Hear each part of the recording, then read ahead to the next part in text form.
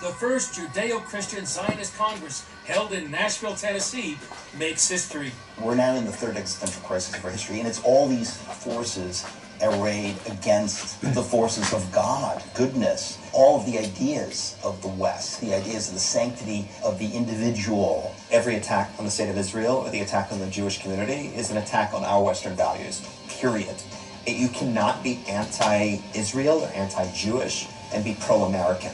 They cannot coexist. I like my team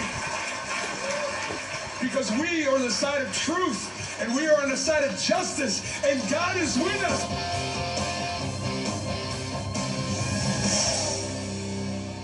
Hello and welcome to this special edition of Jerusalem Dateline. I'm Chris Mitchell, along with Middle East correspondent Joshua Swanson.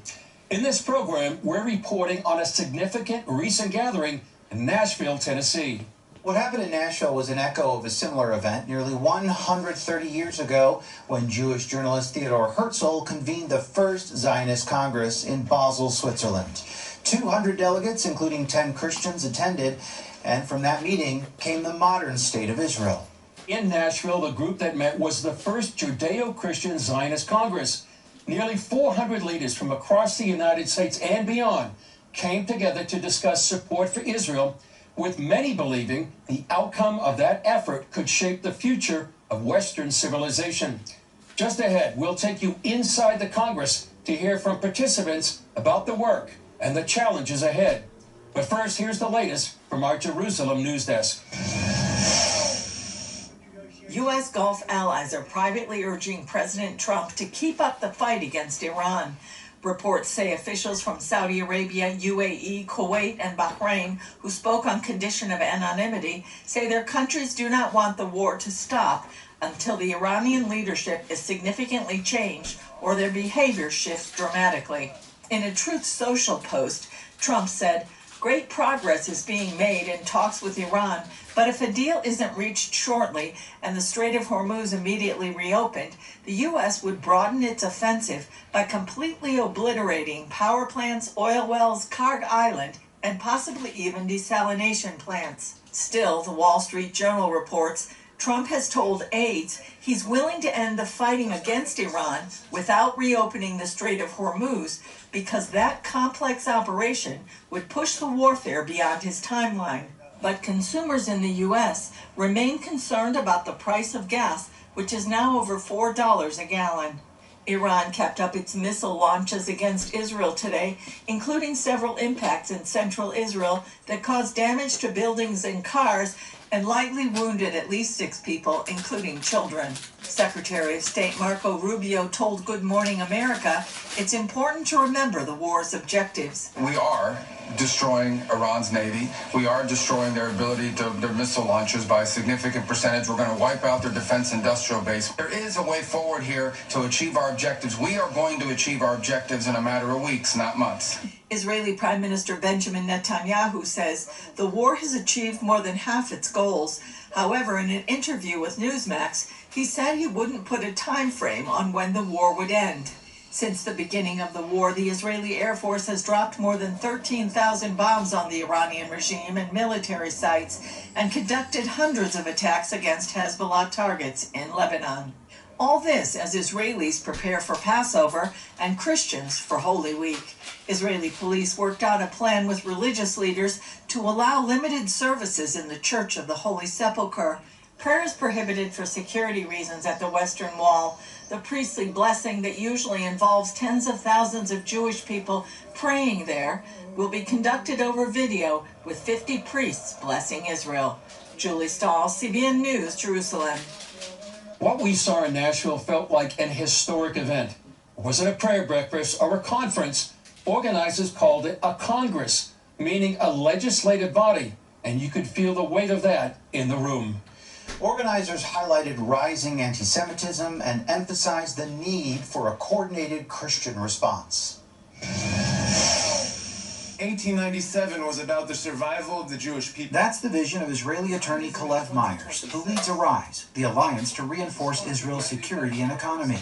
He told us he saw the need for this Congress not on October 7th, but the morning after. Even more shocking to me was to see on October 8th about 120 demonstrations on university campuses in the United States for Hamas against Israel. And even some of them claiming that Israel is committing genocide 3 weeks before we went into Gaza.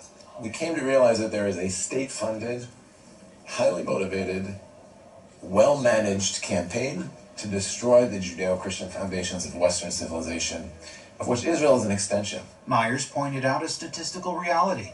Today, 99% of the world's Zionists are not Jewish. You have hundreds of millions, depending on who you ask, between 600 to 800 million Christians in the world who support Israel, believe in its right for national self-determination in its ancestral homeland. You only have 15 million Jews in the world. So 99.9% of Zionists in the world are not Jewish. Why don't we have a Congress for them? Dr. A.J. Nolte is director of Regent University's Israel Institute, launched specifically to fight the surge of anti-Semitism on American campuses. He put the significance of this Congress in historical perspective. You look at the first Zionist Congress in 1897, which had 200 delegates. We've got close to 400 here. But they're estimating, and I think those estimates are pretty close to right, there are about 800 million globally biblically faithful Christians who love Israel, who are in their hearts Christian Zionists. They need to be educated, trained, equipped, and mobilized to basically form an alliance. Johnny Moore, prominent evangelical leader and longtime bridge builder between the Jewish and Christian communities, described this event as a first-of-its-kind awakening. Many of the historic allies of the Jewish community have turned their back on the Jewish community, and simultaneously, Christians have sort of awakened to the fact that actually there is no Christianity without Judaism. There's no Bible without Jewish writers. There's no Jesus. He was Jewish himself. This is a historic change, a historic moment of Jewish-Christian solidarity and friendship. And this is a naturally fitting next step to come together and say, we're not just going to be friends. We're going to fight and win this battle together. U.S. Senator Bill Hagerty, who represents Tennessee, told a personal story about his son's response to October 7th. Immediately following the tragedy on October the 7th, 2023, my wife and I were with our two sons, and I just asked my boys what they were doing that night. And they said, Dad, we're going to Shabbat.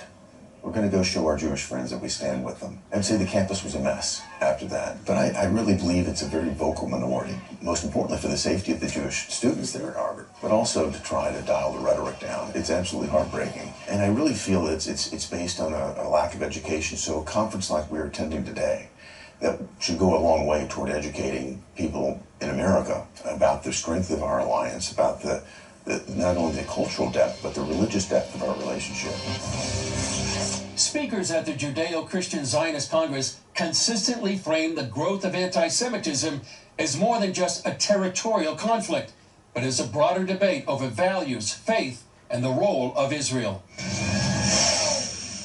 Author Eric Metaxas is known for his biography of Dietrich Bonhoeffer, the German pastor who stood against the Nazis. Metaxas drew a direct line from that historic moment to now. The rise of anti-Semitism, the rise of Islamofascism, the rise of atheistic Marxism, cultural Marxism, the DEI, woke lunacy, all of it, we're dealing with it now. And so what I have said in my last book, Religionless Christianity, which is a Bonhoeffer term, I say that we're in the third existential crisis of our history. The first is the revolution. I've just written a big book about the revolution, will come out soon. The second is the Civil War. We're now in the third existential crisis of our history, and it's all these forces arrayed against the forces of God. So if I'm dealing with the sum of all evil in the world, hatred of the people that God loves is always at the forefront. There's no way around it. Some of the most striking words came from Danny Bermawi, a former Muslim turned Christian and passionate defender of Israel, who offered his diagnosis of the deeper problem. What we witnessed was not condemnation of Israel's defensive war. It was anti-Western forces seizing the moment to advance their long-standing campaign, a calculated war of attrition against the moral and civilizational foundations of the West. These forces found in Palestine the perfect symbol that represent them. So Palestine was born to hide Islamic jihad under the pretense of resisting occupation. Israel has been at war for the past 80 years, not because of what Israel did, but because of who Israel is. And if that is true, and it is true, then Israel's war is the war of the West. Dan Diker is president of the Jerusalem Center for Security and Foreign Affairs. He placed this Congress in the sweep of history. There was the most consequential moment in 1897 when Theodore Herzl said that he founded Israel conceptually as a historical political phenomenon in Basel, Switzerland.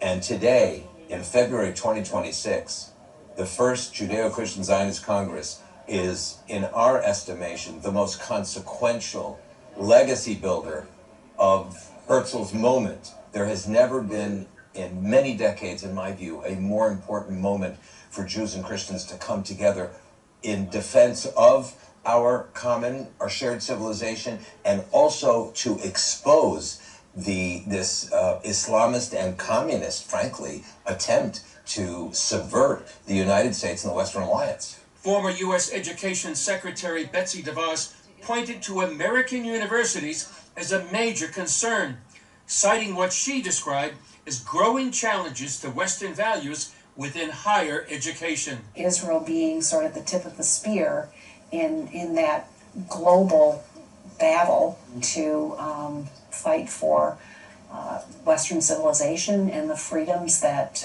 Western civilization embraces. Just a couple of handsful of universities, just with that handful, $6.5 billion in unreported funds was discovered. And this was significant because so much of it came from countries that are not America's friends. In many cases, our opponents, our enemies. It is inconceivable to me that we would sit idly by while literally billions of dollars are flowing into higher ed institutions that are then funding the agendas that are antithetical to the freedoms that we have long enjoyed and want to protect. William Koenig served as a White House correspondent for more than 2 decades.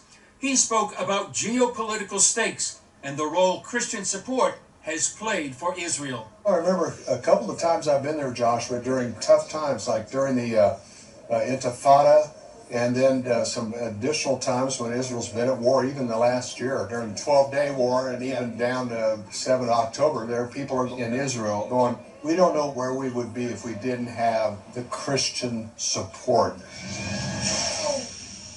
Other concerns raised included foreign funding of higher education, shifting campus dynamics, and the role information plays in shaping public opinion. Participants pointed to the growing impact of digital platforms and how these issues are communicated and understood. Less than 24 hours after October 7th, the battle between truth and propaganda erupted. As campuses mobilized and social media filled with competing stories, the fight quickly moved onto our screens. Journalist Lisa Daftari specializes in foreign policy and counterterrorism. She sees the information war as engineered, not organic. It's not just the war going on in the Middle East. The bigger war and the pervasive war is the war of narrative, which is going on in the media, on social media, and it's something that each one of us is fighting. We're actually on the battlefield and continue to fight. Even the legacy media has surrendered to a narrative that is anti-American, that is anti-Israel. It's important to be aware of this narrative shift and to correct it where we can. Whenever there's an opportunity to educate, wherever there's an opportunity to correct the narrative, we have to take it, and we have to educate, and we have to use facts to fight on offense and not just on defense. Dan Diker and others referred to a new front in this war, pointing to the online arena that could become one of the most significant challenges facing the West today. This is called the Eighth Front, which is to build on the 7 fronts that Israel has had to defend physically in order to survive. This Eighth Front is not only about Israel, it's about all of us. The West didn't wake up enough to this soft war, to this information warfare. And that is what we're doing here today, is to lay down, to draw the line in the sand on information warfare and say enough is enough. We are going to determine what the narrative warfare is, and we're not going to concede to our enemies who have taken over United States campuses, who have infected the minds of young people across the United States and Europe in terms of their thinking, being brainwashed to think that they are the oppressors. Emmy Award-winning actress Patricia Heaton began the October 7th coalition, mobilizing Christians to support Israel and respond to misinformation and rising anti-Semitism, particularly across social media platforms. After October 7th, when I saw the Hamas body cam footage that was proudly displayed on social media, I thought I would see a huge response in our country, and especially among churches, standing up for Israel, and I didn't see it. Originally, we thought, hopefully in 2 years, our organization will be obsolete. There will be no need for it. And now, more than ever, it's important for Christians and Jews to come together to fight this. There's billions of dollars going into pro-Hamas, pro-radical Islam, anti-democracy, anti-freedom groups. They have a ton of money.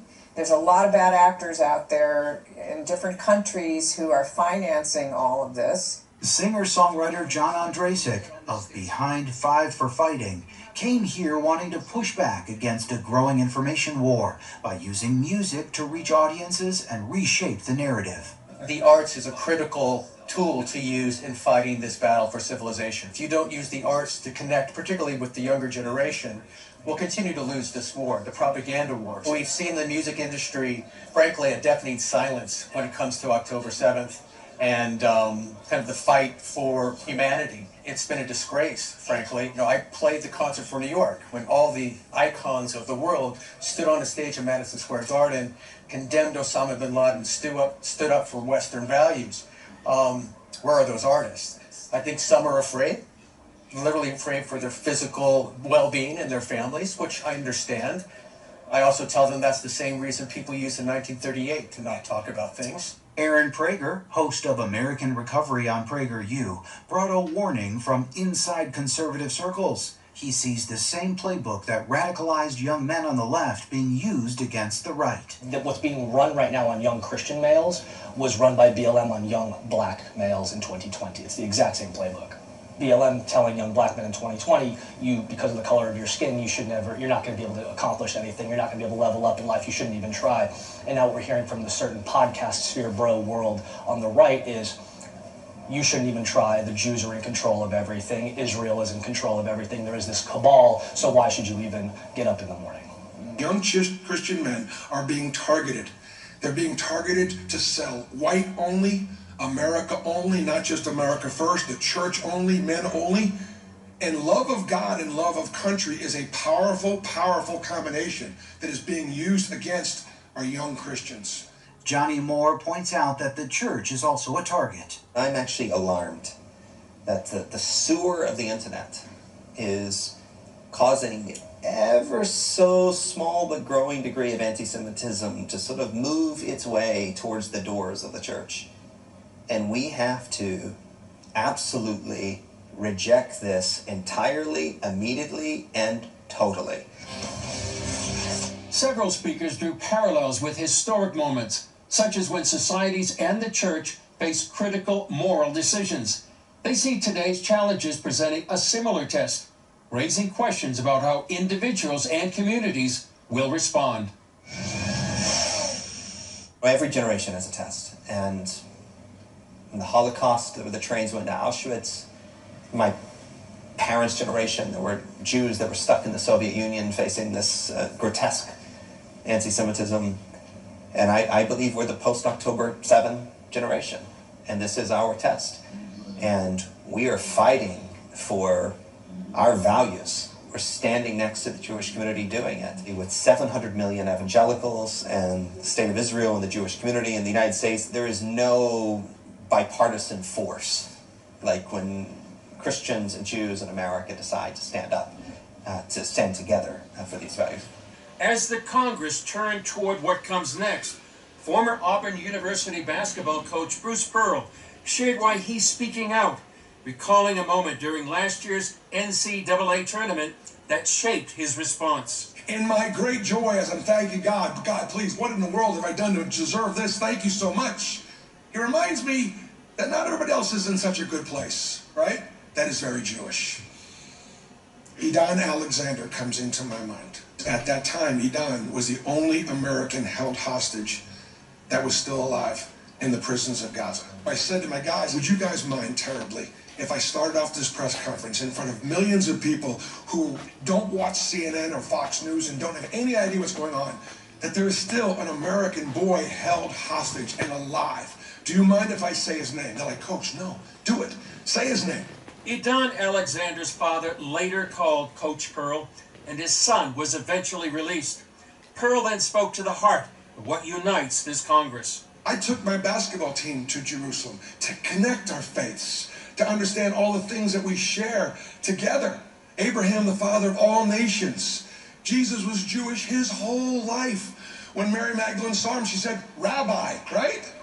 12 Jewish men died horrific deaths just to bring Christianity to the world. Eric Metaxas brought his Bonhoeffer message to bear on the question of what Christians must do now. It was the failure of the church in Germany. Many of them knew that Hitler was wrong and that things were going on, but they didn't think, oh, it's not my business to speak about that. I just want to talk about Jesus. And there are many people today, many American pastors today, who have this similar idea. That's not my job to speak about that. That is dramatically incorrect. The story of what happened, the story of the Holocaust, if you want to know what happens when you behave like that, that's what happens when good people say nothing. If you're a Christian, if you love Jesus, if you love the Bible, you love the people of God. You love the Jews. And we're seeing a lot of ugliness now. Danny Bermawi closed his keynote with a personal testimony, issuing a broader charge and calling attendees to respond as Christian Zionists. You are hearing it from someone who was once on the other side. Born in a land with no knowledge of the God of Israel, was not a Christian, and was anti-Zionism. So today, I call on both Judeo and a Christian to become the cure, to unite as true Zionists in defense of the future of the Western civilization. From Jerusalem, we cover many pivotal moments. This gathering in Nashville brought together leaders focused on strengthening ties between Christians and Jews during a time of increasing global tension. Speakers highlighted concerns ranging from anti-Semitism to media influence, and many see this Congress marking the beginning of greater cooperation ahead. Well, that's all for this edition of Jerusalem Dateline. Thanks for joining us. And before you go, we conducted a number of in-depth interviews at the Judeo-Christian Zionist Congress. And you can watch the full conversations now on the CBN News YouTube channel. And you can also follow us on social media at Jerusalem Dateline and CBN News for more updates and coverage. I'm Chris Mitchell for Joshua Swanson and all of us here at the Jerusalem Bureau. We'll see you next time on Jerusalem Dateline.